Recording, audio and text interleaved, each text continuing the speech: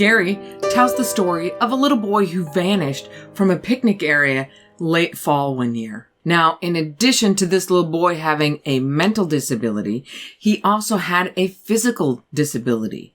And his parents just kept saying over and over again that he could not have wandered off by himself.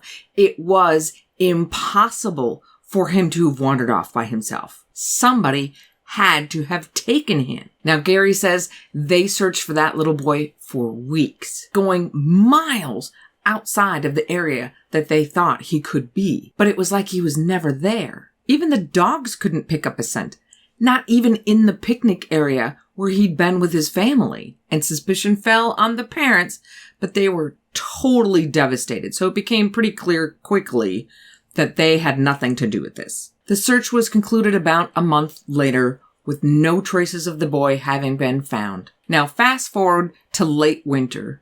Everyone had pretty much forgotten about this particular case, and Gary was on a training operation on one of the higher elevations in the mountain range that their park surrounded, when he saw something in the snow. And he saw it from pretty far away, but as he got closer, he realized it was a shirt sticking out of the snow.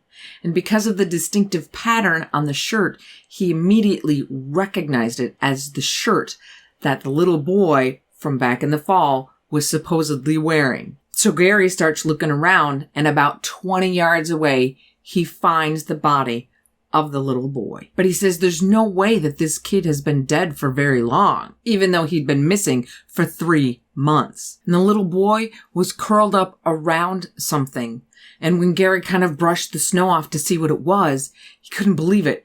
The kid was holding on to a big chunk of ice that had kind of been carved into something that kind of looked like a human. And the kid was holding it so tight that it had frostbitten his hands and his chest. Gary radioed the rest of his crew, and a recovery team was brought up to bring the boy off the mountain. Now, Gary says when he thinks back on this case, he just doesn't understand.